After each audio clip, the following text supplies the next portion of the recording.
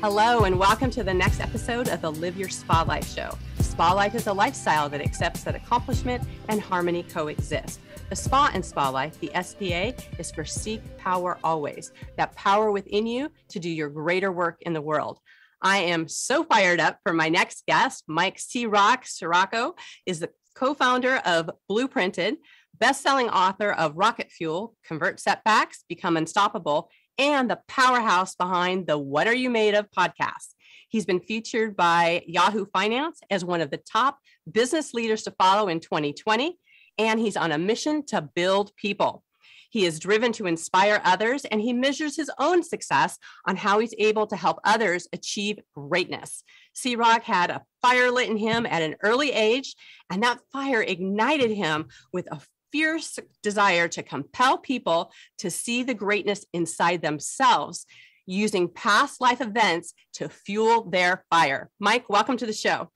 Diane, thanks for having me. I appreciate it. I always like to start every interview I go on with gratitude because it's such a powerful force in my life. And I just want to thank you for having me and thank you for the audience for showing up. Well, absolutely. It's such a pleasure to have you here. And I'm sure our listeners are listening. What is that story that lit you up as a young child? Would you like to share that? Yeah, sure. So I came from a broken home. Diane, I don't remember my family, my parents together. I've seen wedding pictures before, but at the end of the day, I grew up around a lot of broken people as well in that broken household and extended family as well. A lot of alcoholism, drug addicts, depression, anxiety.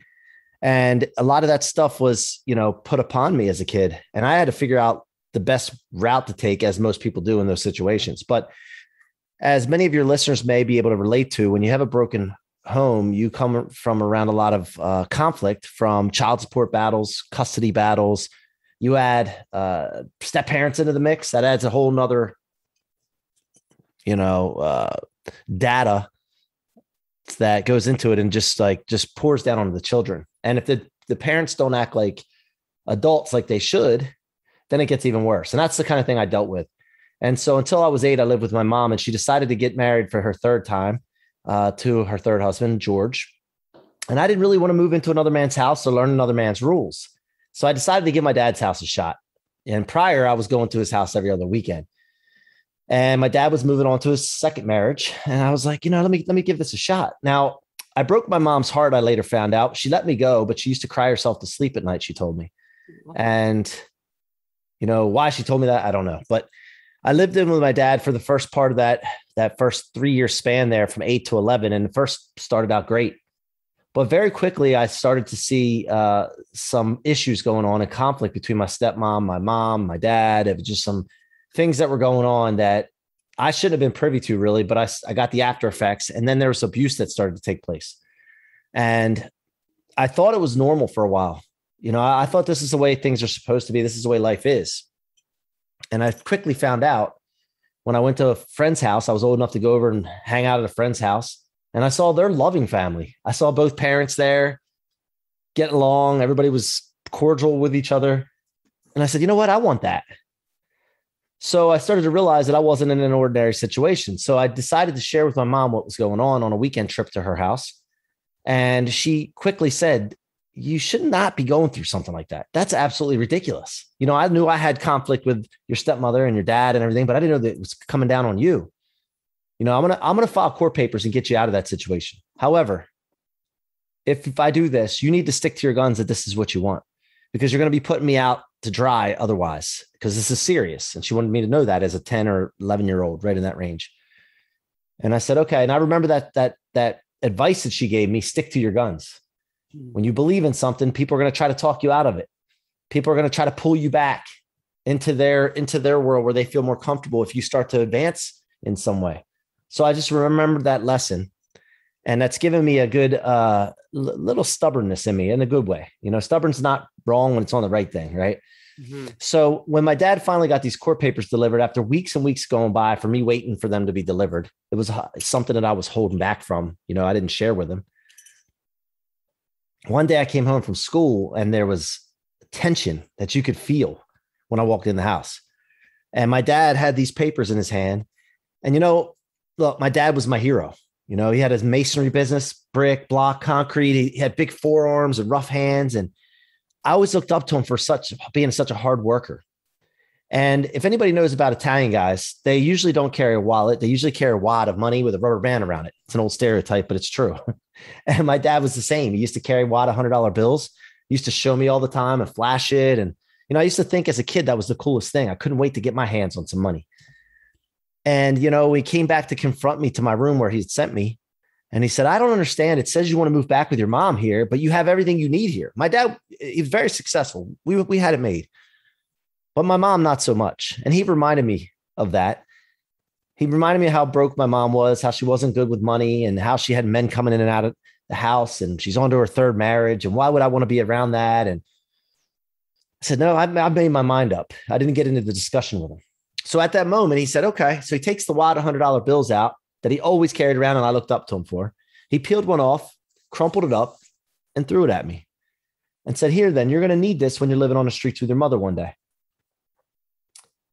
And the first thing I thought that went through my mind, Diane, was, what did I do? Like, what did I just do? Right. Everything, like I could have lived with what I was dealing with. This, I don't know what's going to happen now. And so some uncertainty and uncomfortability stepped in. But then also really quickly, I have a stubbornness that kicked in, and I'm like, you know, I'm not going to need that money. I'll show you. If I dealt with this, I can deal with what I'm going into. And so that lit that spark right there. And for 30 some years, I had been driving off of that, subconsciously trying to prove my dad wrong, trying to show them that no matter what happened to me, I could elevate. And about 3 years ago, I went through a tough spot in business, and some things happened with the ownership of the company we were working for. Money was gone from us. And it was I would consider a significant setback. And so I had to go through a little self-assessment and figure out, okay, this is a big setback. I've had setbacks in my past. And why is it that no matter what has happened to me in my past, I continue to elevate? I've always gotten better every single time. What is that? Because I need it now. And so I look back and I realized that I was taking everything that came my way that would normally stop someone or slow them down, and I was storing it in my tank instead of my trunk where it would weigh me down, where most people keep it. And I was converting it into rocket fuel for my future. And I just felt this all of a sudden, this feeling of unstoppability. Like I couldn't be stopped. I understood now that things are going to happen. There's going to be trivia. There's going to be trivial times. There's going to be difficulties and adversity, but it's all to be expected, and it's all to be in my favor. And then once I realized this, I felt like this story's been told before, but not framed the way I'm framing it. To use everything that comes your way as rocket fuel for your future to become unstoppable. And so that's the story I tell. That's what I've bottled in the book I wrote. And that's the story that lit my fire. I love how you use just the examples of that, because that's also a very impressionable age, you know, around that 8 years old, you know, especially when you look up to your dad, and you don't really have to choose, right, with your parents, right? You love your parents. And when you have to go into a certain, you know, choose what home you're going to live in, and, you know, in essence, having your feet to the fire, you know, that does make that, it shapes you into, you know, standing by your decisions and really looking at what you made of and what that actually looks like and going forward. I'm looking at right now, and particularly in particularly the last couple years, right, where people have been like, things are crazier than ever. It's like there's chaos, right? And we can say that there's been times throughout history that has happened, you know, with that. What do you think is the difference between those that actually use those experiences that are happening right now as that fuel versus, you know, it being weight in the trunk, as you talk about? The difference is, I think, awareness. I think a level of stubbornness, and you know, I don't know the other thing, man. I mean, maybe that there was a time when I was 3 or 4. I remember my mom programming me, and when I say programming me, I just remember her telling me a lot that I was inspiring to her, and I was going to be a leader one day. And so she did that for me, thank God. And I think that it stuck with me. And I think there's things that happened that maybe my mom could foresee things going on because of the family that we had. There was a lot of issues with all sides of my family. And she was preparing me for this. And, I think Diane also, as I go through this and I figured this out, right? This concept. However, I don't stop there. I'm always learning and evolving. And I know that there's more that I don't know than what I know. Mm-hmm. And I also know there's more that I don't know that I don't know. I don't know, or that I know I don't know. You know what I mean? So there's this big world out there. And what I'm finding out is that concept is okay to use if you have nothing else, the rocket fuel concept. However, that fuel source is very dirty. And no matter if you want it to or like it to happen, there is I'll call it a residue that still fills your trunk. And what I'm finding out as I go through my journey that I'm on now, I'm finding out that I need to find, as I refine my engine and become a more high-powered, high-performance engine, so to speak, that I need higher performance, higher octane fuel. And so that fuel is coming in the form of my goals and dreams. And that is a higher octane fuel that is pulling me forward. And I can't use the same fuel anymore in the past, because of what it's doing is building up a residue and sticking with me and encasing, encompassing me and preventing me from excelling. So, I'm learning a lot as I go through this journey, and I keep searching and searching and searching, because I'm never going to stop, because I feel that, I'm put on this planet. I think we're all put on this planet with a unlimited capability intellectually and spiritually. And I just don't want to, I don't want to take that for granted. Right. Right. So how are you, you are the father of two children. You've got Nicholas and Sophia. How are you utilizing this path for yourself? What kind of dad are you? I am the kind of father that doesn't give up easily. I find that some parents will just give in to their kids easier than I will, because it's the easier route. I don't think that's the best, but there is a fine line there, because you got to let kids be kids. What I'm working on personally, and I'm vulnerable and transparent as they come, because I want to share people with every part of my journey as I'm going to where I'm going. Mm-hmm. My problem that I work on is patience, because a lot of times I want to accomplish something so bad. And I already know the answer, that if the kids would just follow this, what I've learned and what I did not have when I was growing up, if they would just follow this, I know they'll be successful. But they have to figure it out for themselves. So a lot of times, for example, I'll tell my kids, hey, I need you to do this. And they're like, why? I'm like, listen, I don't have time to explain right now. Just do it. Right. And yeah, I've said that before too. I think a lot of parents have. But I think you can say that in the moment if you're short on time, but you need to come back to it, revisit it and say, okay, hey, I need you to do that right away. Here's why. And I don't think I do a great enough job doing that. Right. And, what I found, I think also, Diane, if we're in a therapy session here, I think that when I was growing up, there was a lot of brokenness around me, and people were making excuses and telling stories of why they were doing what they were doing, whether they were depressed or anxious or overdosing or drinking too much or being abusive. There was always a story. Mm-hmm. And I never wanted to buy the BS that I was being told by these people. And even if they were buying their own BS, I didn't want to take it. So what I notice is this thing sticking with me. And then when my kids tell me some story of why they're not doing something they're supposed to be doing, I don't even give them a chance to get it out.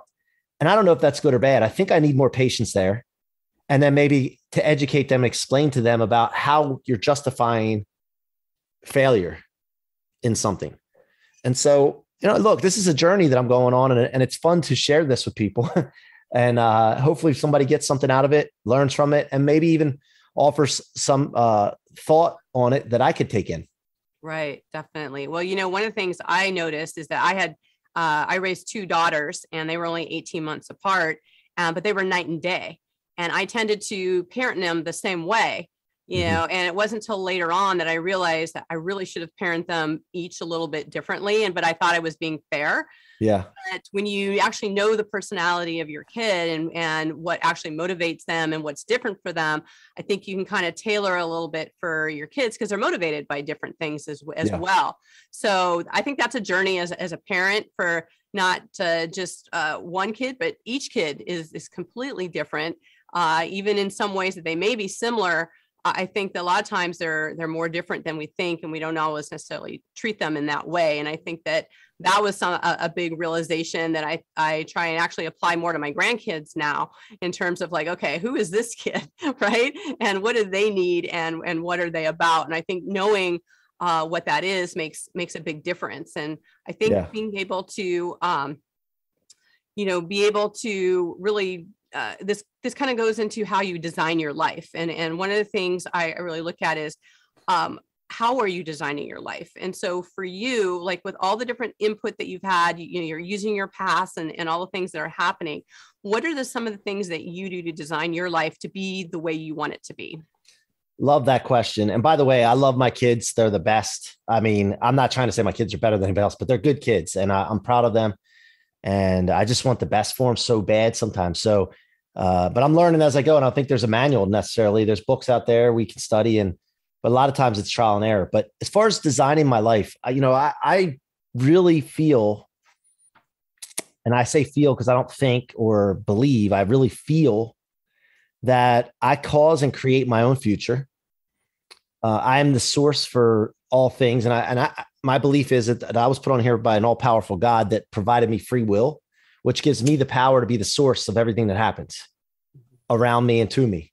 And so I know that I have the power to cause and create futures for myself and cause and create futures for others, because others that don't know that they can do that need somebody to kind of lead them in the direction to help them find their way, find their mission and guide them into that and help them realize that they're unstoppable to live in the life of their dreams.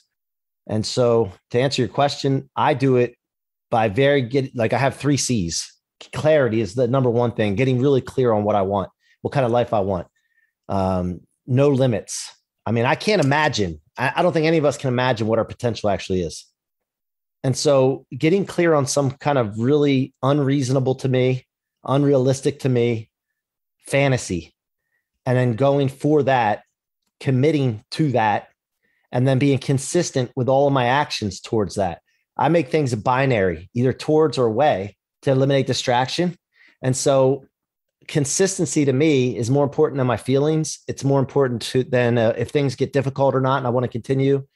Consistency, once I've gotten clarity and I've committed, consistency is a non-negotiable with me towards that life. So that's how I view that. Right. I love that.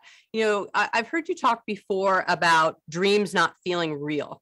How do you maneuver through that in terms of you're in essence kind of living the dream, being in the dream, but yet sometimes feeling like it's not actually real or it's not actually your life?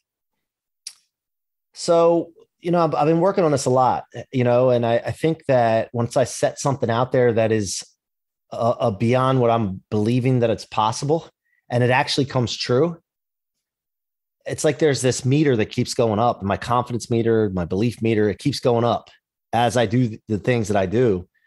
And it allows me to have more and more confidence in going beyond what I can imagine.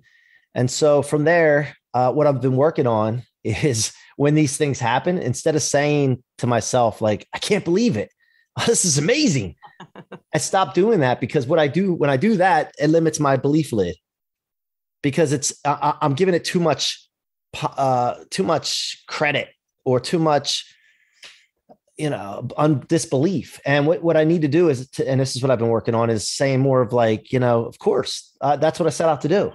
What else did you think was going to happen? And then what that does is it allows me to expand further. And the other thing I've been doing is, first when I started watching some of my mentors and people that I look up to, and I started watching them, and sometimes I would find myself putting them on a pedestal, which would limit me as well, because who's to say that I can't surpass my mentors? Yeah. And I started to think to myself now, like, okay, they're a mile marker on my journey. And this is, by the way, this isn't just about me. I try to teach other people this as well, but they're a mile marker on my journey. They're not to be put on a pedestal. I can, be proud of them, congratulate them, celebrate them. However, my target has to be beyond them. And if I don't do that, again, I'm limiting myself, and I don't want to be on my deathbed one day looking back saying, geez, all I had to do was shoot a little higher and I would have accomplished that. And to clarify on the accomplishment, it's not about me accomplishing something. It's about me doing what I was put on this planet to do, to make the impact that I want to have. And the more achievement that I have, the more inspiration I can give to others, and the more possibly money, resources, and time that I can give to other people that need it. Right. Well, and speaking of, setting through your words and just the intention about what you're doing, you're a big proponent of journaling. In fact, you talk about like day book as being an option on your life, and that if you don't necessarily document the things that happen each day, either one, you're not capturing those gems, which could be for a future book, or, you may not be living the adventure excitement that you want, and you have the opportunity to change that. What inspired you to do some journaling, and how does it really help propel you today? I'm trying to think where I started with that. One of the weaknesses I've had in my whole life is anything that I've done and been successful in, I didn't document. And on a journey, on the path to it, I didn't document. So replicating would be very difficult, and coaching others would be very difficult and impossible. And it cost me a lot of time, money, energy, stress, relationships, probably some of my health at some times. And so may I talk about a new product that we're launching this week that has to do with this? Yes. Okay. So I noticed this weakness in me, and I noticed from interviewing others that they had the same weakness. And I noticed the journey to success in super successful people a lot of times is invisible. So I got with my partner, Jared Yellen, who I met on Instagram when I was DMing and prospecting just for connections, relationships. I had no idea really what I was trying to accomplish except to meet people. We hit it off and aligned. His name's Jared Yellen. He started a company called Sela Labs, which is a tech incubator. And we decided to start a tech company called Blooprinted. And that's BLOO printed.com. If you want to check that out. I think the site's under construction right now because we're launching this week. But what Blooprinted is if you could imagine Amazon, and all Amazon had was blueprints for success, and any vertical, any industry, any topic, you go on there, you could find experts that knew anything, and then you could buy their blueprint for them, step-by-step process of how to achieve whatever it is, via video, audio, pictures, text, and the thing is, this is different than like a digital video training course. This is a step-by-step algorithmic process to achieve something. Now, my problem was I would take digital video courses. I would have my own. I would do others. When I was done, I was like, okay, what's the first step? Like, I just need the steps. My mindset's good. I understand the theory. It's a little over my head. What's the steps? Like, what do I do? Right. And this is what this is going to be, a huge industry disruptor in the coaching, consulting, training expert space, by giving people the steps to accomplish things. And it's launching this week, the first phase. We're getting creators in there. We call them architects, and they're going to be creating their blueprints to success in different areas. And just cannot wait to blow this up and impact the world with this. I am so excited about this because, I consult and with people, and, one of the first things is like, well, where do we begin? Like, what do we do? Right. And to have some of those steps, and what worked for me or what worked for you isn't necessarily what's going to work for them. Right. And so when you have like a bank of different options that actually you can kind of fit with what works with people's dreams or their goals or where they're going, that's brilliant. Well, and yeah, thank you. And the other thing with this I'm really excited about is I'm not the smartest person on the planet. My partner, Jared, smart guy, not the smartest person on the planet. One person and two people, even two people together, are not as powerful as bringing hundreds or thousands of people in, putting their brains together, and then coming up with other ideas. And what we're going to do, and we have an initiative with this, is that to listen to our partners, our architect partners that come into the app, listen to them, take their feedback. We cannot wait to see the creativity of these creators that come in and say, you know what, I created not just one blueprint, but I've created 15 blueprints because I felt that this person would need that. This person would need that. And, the other thing I noticed too, is that when people go on a journey to try to start accomplishing something, there's things that suppress them around them. There's people, there's environments, there's just things that happen, results that happen that make them question their commitment to accomplishing whatever that it is they're trying to accomplish. So what I see with this, and I imagine this, is let's say I'm building a blueprint and I put step one, start here and do this. When you're done that, go to step two. At step four, though, I want you to pay close attention that people around you may start to question what you're doing. They may start to doubt you. They may start to make comments or laugh or joke about what you're doing. And at that moment, what I want you to do is not step back. Do not retreat. Do not even pause. I want you to push down the pedal harder and go forward to the next step. Please. And this is some kind of like, not just the steps, but there'll be an encouraging part to it as well. And we also have calendar integration, text message reminders for accountability. I mean, and one last thing I'll add, let's say you have a group of clients that bought your blueprints, hundreds of people bought your blueprint.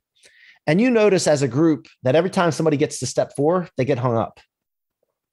So that gives you the opportunity and feedback to go in, either change that or do like a Facebook Live or a Zoom call with anybody that bought that blueprint, and clarify for them and push them along a little bit to get them to the next level.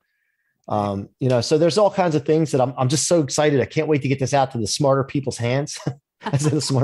Because that's where the real creation is going to happen.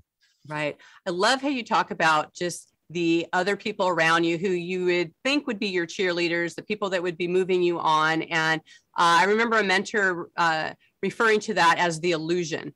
Like there's an illusion, like something's going to come up. Maybe it's even you get in an accident, right? Or you've got, your best friend no longer supports you, or just there's like a thing, right, that happens that feels like this illusion that you can't get past that. And so to recognize it is basically the elephant in the room, to be able to know like, hey, this is actually a normal part of the process, is pretty amazing, which kind of reminds me of just the aspect around fear. Right. So, a lot of times people will let fear be that illusion or that thing that stops them. What are some of the things do you do for yourself to move past fear? I'm not a big bumper sticker guy, but I do have a bumper sticker saying that goes through my mind. Okay. And it has to do with rocket fuel, of course, but thrust is a must. Anytime that kind of thing happens, I have to I think of that thing that they push down the throttle or whatever it is. And you got to thrust. You cannot retreat. You cannot coast. You need to push. Mm-hmm. And generally people think when you push that it's going to get worse. That is not the issue. Detractors and discouraging people will stop being interested in discouraging you if you have success. The further you go, they will back off. But most people think it's counterintuitive. Most people think it's going to get worse. The hate's going to rise. The discouragement's going to rise. Things are going to get tougher, when actually, as you thrust forward, momentum comes into play, and momentum helps make things a little easier, or a lot easier in some cases. That's my thought on that. That's how I approach it. Love it. That's so great. I also feel like your environments affect you a lot, just how we live our life. I mean, we have different experiences in our bedroom versus our office or our kitchen. What's your favorite room in your home and why? What are we talking about here? No, I mean, it doesn't really, that stuff happens in all those places for me. I don't know about anybody else, but I'm just kidding. I'll leave that alone. See, I'm a little immature too, Diane. So just so you know, but I have fun with it. So what was the question again? What are the differences in the environment? It was like, what's your favorite room in your home? Because we have different experiences, and especially since a lot of people are working from home now, there are certain rooms that inspire them. It's their favorite room. It feels the best. Like, what's that room for you? Well, I think it's a matter of what mood or mind frame I'm in. Like, I love my bedroom when it becomes nighttime, when I have a time so that I can set a time with my wife and relax with her, maybe watch a show, talk, so that's the time, the place that I like to be. That's our spot. Then when I get up in the morning, I cannot stand to be in the bedroom. I have to get out of there because it reminds me that I'm not doing something right because I'm holding back. So, from there, it's let's get moving into the kitchen. So I guess it's the time of day and what mind frame I'm in. Then I got to be in the gym in the morning, and then if I'm not in the gym, I'm on the boardwalk out here in Ocean City, walking by the ocean. But I don't want to be in all those places all the time. So my studio here, you can't really see it with the camera the way it is, but I have a man cave with a pool out here. The ocean and bay are right out that window. And this is a pretty great place to spend my day. Nice. So there's no one answer to that, I guess. It's kind of depending on the time and mind frame. I love it. Well, it's important to know it, right? Because environment affects us and what inspires us. And I love how you actually have distinctions around that. And depending on what room you're in, it's like it triggers certain things. It's like, okay, now we're doing this and now we're doing that. So I love that. No, I think it's a great answer. So I'd love to know why inexorable is your favorite word. Well, if you look up the definition of inexorable, which definitions, by the way, have changed my life, looking up definitions, I found that I get tired sometimes of certain topics and books. And it was because I didn't understand the words subconsciously. I didn't understand them. What I mean by that is I would read it and think I was understanding what I was reading, but really I subconsciously wasn't picking it up. So my mind checked out. And so I started looking up words and I started picking out my favorite words. And inexorable means unyielding or unable to be stopped. And I think about that. And I think about my mission, which is all people are unstoppable to live in the life of their dreams. And it just like, it's one of those words that gives me chills. It's like, yes, I want to be that. That's what I want to be. You know, I don't want anything to get in my way. You know, my whole life thinking about this, like I've been in an abusive situation. I've had my stepmom try to stop me from doing things, cut off my relationship with my father. I've had, you know, moved around a lot as a kid, was bullied, made fun of, like all the things a lot of kids go through. But I never let it stop me. I always kept going. And I just love it. It's just a phenomenal word. And I can't believe that anybody, once they know that definition, would want anything else. Well, I love it because, you know, like we think we know what words mean, but then there's always specific parts of a definition that just kind of trigger you. And I looked it up myself as well to see what parts of that would stick out for me. And the parts that really stuck out for me for that word was relentless and no going back. Yeah. And I thought, that is you. That is not going back. That is like straight full throttle as you talk about. So I thought that was just such a perfect word for you. And I thought that was pretty cool. Well, and also having that word in your head when you don't feel like doing something or things get a little tougher, you just remind yourself of one word. Right. And you go. It's just, nice. Yeah. So speaking of things being tough in your head, what is it that you think about when you're alone? This has been a journey for me. You know, I spent a lot of time last week. I was in LA doing some work on my mind and trying to get clear and remove some blocks that I wasn't sure were there, or maybe were there. I just wasn't sure. And what I think about in my mind is, how can I get better? I always think this for some, like this thing about me is that I know there's more out there. I know there's more in here. And so I'm always thinking about, what do I got to do to be better? What do I got to do to get more knowledge, be known by more people, meet the right people, meet more people, help more people? It's all about I think it's a problem for me is that I don't want to be complacent or comfortable. That's my kryptonite. So I always want to step up. And it's not about greed and having more money. It's not that at all. Money will be a byproduct. It's great. Once I have money that's like more than I need and more than I want to invest and just take care of my family, man, I'm like, take my money here. That's just the way I've been. But it's about impact and making sure that one day, like I said, I don't look back and say, man, you could have done so much more. What do you like? I don't want to ever have that.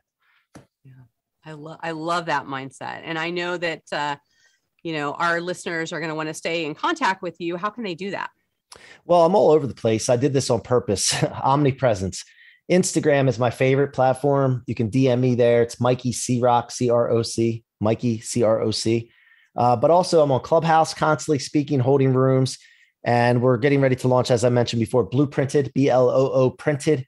That's coming out this week. The website should be wrapped up by this week. So you should be able to go on to blooprinted.com. I'm telling you, everybody will either be an architect or there'll be a user looking for blueprints to success. This is a industry disruptor. It's going to be purchased and we're going to exit this company from one of the large big boys because it's just, there's no other option because people are going to be needing this so bad. And I'm just excited to make that impact. Finally, in my life, I feel like there's a big splash that I can make to impact people. Well, congratulations on that. I can't wait to see that. It's going to be amazing. So our theme for this year are people who are being a force for good. So how are you being a force for good in the world? You know, I think that each and every one of us individually can only go so far. The power is when you work with other people and collaborate. And I mentioned this before, putting a bunch of brains together, right? But also what I've been trying to do is I've been trying to do something that most people will shy away from because they get intimidated by the thought of it. But I've been trying to find super successful people and figure out a way to elevate them. Like, and when I say elevate them, obviously past where they've gotten. Now, these people, when I talk about successful people, are those that are the helpers. Those are the ones that want to give help and provide elevation for others and lift others up. Those are the super successful people that I want to help further their mission. I could start from scratch and do my own thing, which is great, but I think that serves my ego more than the actual mission. and it'll take longer. But if I find people that are already there and they've already done it, we can help use what they've already done, their platform, their foundation, and then just go further with it. And so for me, that's what it's all about. I love that. And I've heard you mention before that successful people need encouragement. And a lot of times people don't think of it that way. They think of successful people like they're fine, they're on their way, right? They sometimes, I think, almost need more encouragement, right? Because they're out helping everybody else. So I love that distinction. Yeah. I just sent a text to one of my mentors this past week, and I just told him I'm proud of him. You know, I've watched him for 1.5 years, 2 years now, from start to where he is now, from a journey that he's on. And I wanted him to know, because I know how it feels. Like, I know when somebody reaches out to me and says, hey man, I know you don't get that often, that encouragement. And I just want to let you know, man, you're doing great. Keep going. And I just wanted to let him know that. And that is so powerful, right? What you said. And by the way, Grant Cardone, if anybody knows the 10X movement, undercover billionaire, star of Undercover Billionaire. He's a partner in Blooprinted with us. And there's a thing called a 10X incubator, which the guy, Jared Yellen, that I talked about with Sela Labs, I introduced him to Jared Glant, who introduced him to Grant, and they started 10X incubator, which the goal of this is to launch 10,000 tech companies in 10 years. Wow. And we have the firepower to do it now. And I'm excited to be a part of that as well. How fun. Well, any final thoughts here before we go? No, I just want to let everybody know that I really appreciate you if you listen to this and watch this. And Diane, thank you so much for allowing me to share with your audience and with yourself. I hope I brought some impact somehow, some way. And, my concern always when I come on a show is not the information necessarily, but how I make you feel and the impact that you have from that feeling. And so I hope I did that. And if anybody needs anything or has any questions, always reach out. Perfect. Well, thank you, Mike. You definitely come from the heart and you come across in that way. So I just want to thank you for your wisdom and your time here. And I also like to reiterate to our listeners out there, it's you that gets the word out there. We hope this was inspiring for you, that you took something away from this. Definitely keep your eyes and ears peeled on Blooprinted, and get the support you need, right? You want to be able to do that bigger purpose of why you're here and to get the results that you want and to be able to have the tools to do that. If you have any questions, please feel whatever platform you're on to ask those questions and tag both Mike and myself. We're happy to answer any questions and support you in any way. And until we connect again, live your spa life. Bye for now. Bye-bye.